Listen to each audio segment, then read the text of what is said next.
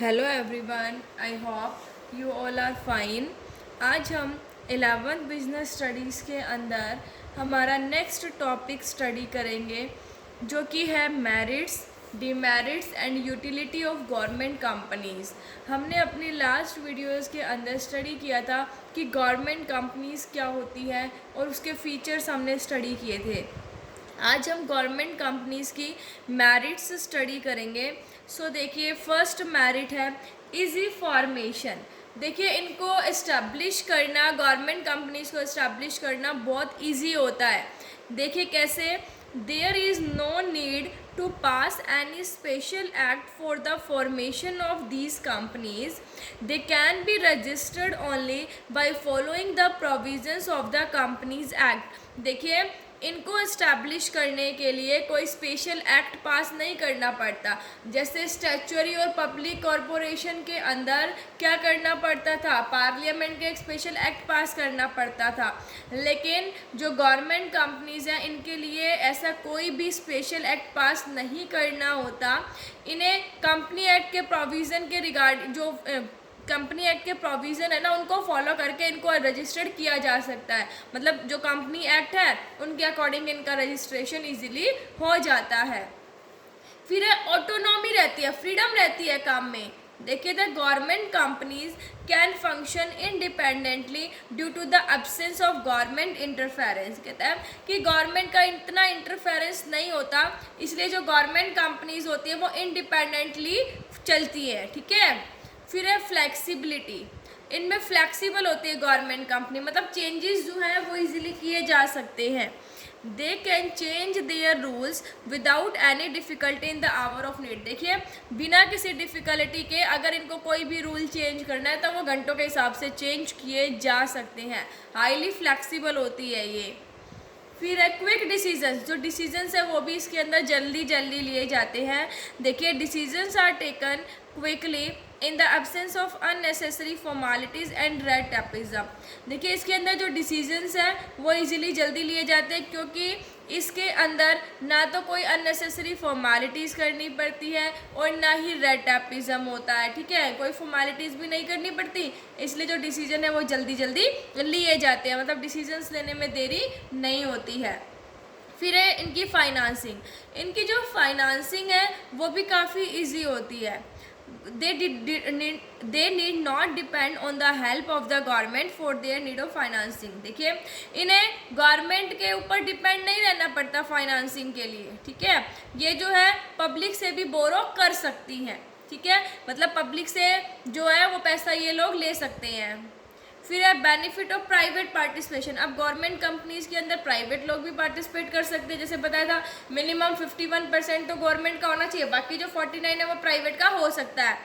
Private sector का जब share होता है गवर्नमेंट कंपनीज़ में, तो उस केसेस में क्या होता है कि जो प्राइवेट सेक्टर के जो प्रोफेशनल मैनेजर्स होते हैं वो काफ़ी एक्सपर्ट्स होते हैं, तो उनका जो एक्सपर्टाइज है उनको भी यूटिलाइज किया जा सकता है। कैसे? उनको बोर्ड ऑफ डायरेक्टर्स के अंदर इंक्लूड करके। ठीक है।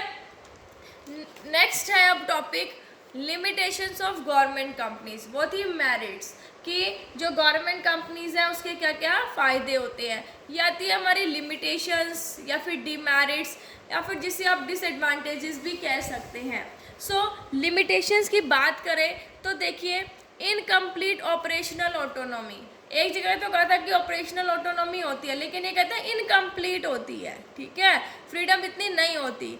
क्यों? देखिए, most of the directors of the government companies are nominated by the government. जो कंपनी के डायरेक्टर्स होते हैं वो कौन नॉमिनेट करता है? गवर्नमेंट करते हैं, और वो अपनी अलग अलग गवर्नमेंट मिनिस्ट्री से चूज़ किए जाते हैं। अब वो जो मिनिस्ट्रीज़ है ना, वो अपने रिप्रेजेंटेटिव्स के थ्रू इंटरफेयर करती रहती है इनके अंदर, गवर्नमेंट कंपनीज़ के अंदर। इसलिए कहा जा सकता है कि इसके अंदर जो गवर्नमेंट कंपनीज़ हैं उनके अंदर जो कंप्लीट ऑपरेशनल ऑटोनॉमी है वो नहीं होती है। ठीक है। नेक्स्ट है नो कंटिन्यूटी इन पॉलिसीज़। जो पॉलिसीज़ है उनमें भी कोई कंटिन्यूटी नहीं होती है। क्यों? क्योंकि इसके जो चेयरमैन हैं और जो सीनियर ऑफिसर हैं वो जल्दी जल्दी बदलते रहते हैं। अब बदलते रहते तो हर कोई जो भी नया आता है वो अपने अकॉर्डिंग पॉलिसीज़ बनाता है। इसलिए इसकी सबसे बड़ी डिसएडवांटेज क्या है कि इनकी जो पॉलिसीज़ है उनके अंदर कोई कंटिन्यूटी नहीं रहती है। नेक्स्ट लिमिटेशन है lack of professional efficiency. Professional efficiency की भी कमी रहती है। ये कहते हैं कि जो गवर्नमेंट डायरेक्टर्स नॉमिनेट करती है उनके अंदर प्रोफिशिएंसी नहीं होती है, ठीक है। इसलिए जो कंपनी है ना वो बिजनेस अंडरटेकिंग की बजाय एक गवर्नमेंट डिपार्टमेंट बन जाती है, ठीक है। ये कहते हैं कि इसके अंदर जो प्रोफेशनल एफिशिएंसी है वो नहीं होती है। नेक्स्ट है फियर ऑफ पब्लिक अकाउंटेबिलिटी। अब अकाउंटेबल का मतलब क्या होता है? जवाब देना, ठीक है, जवाबदेही होना। देखो जो एनुअल रिपोर्ट होती है गवर्नमेंट कंपनी की वो पार्लियामेंट में प्रेजेंट की जाती है।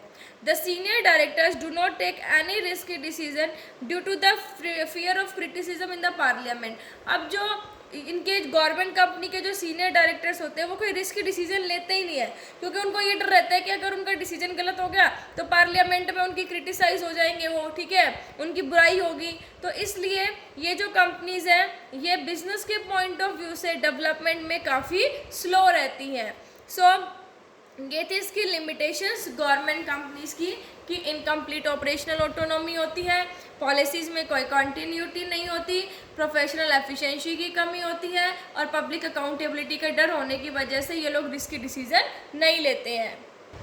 अब नेक्स्ट टॉपिक है यूटिलिटी ऑफ गवर्नमेंट कंपनीज़ की। गवर्नमेंट कंपनीज़ की यूटिलिटी कहाँ कहाँ पर है? तो देखिए जहाँ पर गवर्नमेंट के साथ प्राइवेट पार्टिसिपेशन भी चाहिए हो वहाँ पर गवर्नमेंट कंपनी सुटेबल होती हैं। Where activities related to finance are to be encourage, जहाँ पर फाइनेंस से रिलेटेड एक्टिविटीज़ को एनकरेज करना हो, ठीक है। जैसे जो state trading corporation of India को फॉर्म किया गया था, तो जहाँ पर फाइनेंस से रिलेटेड एक्टिविटीज़ को बढ़ावा देना हो वहाँ पर ये सही है। जहाँ पर अलग अलग पार्टीज़ का जो इंटरेस्ट है वो डेंजर में हो उनके लिए भी सही है। जहाँ पर जो गवर्नमेंट जो है वो क्या करती है, नए जो अंडरटेकिंग है मतलब एस्टैब्लिश कर लिया, एस्टैब्लिशमेंट के बाद उसको प्राइवेट सेक्टर को ट्रांसफ़र करना चाहती है, तो वहाँ पर भी गवर्नमेंट कंपनीज़ की यूटिलिटी होती है। वहाँ पर भी गवर्नमेंट जो कंपनीज़ हैं वो सुटेबल होती है। तो जहाँ पर प्राइवेट पार्टिसिपेशन गवर्नमेंट के साथ चाहिए हो, फाइनेंस से रिलेटेड एक्टिविटीज़ को बढ़ावा देना हो, अलग वेरियस पार्टीज़ का इंटरेस्ट डेंजर में हो, और जहाँ पर जो गवर्नमेंट ने अब एस्टैब्लिश कर ली एक अंडरटेकिंग बाद में उसको प्राइवेट में वो ट्रांसफ़र करना चाहती है, तो उसके लिए भी ये यूटिलिटी होती है गवर्नमेंट कंपनीज़ की। सो आई होप आपको ये टॉपिक समझ आ गया होगा। Thank you, stay safe, stay home.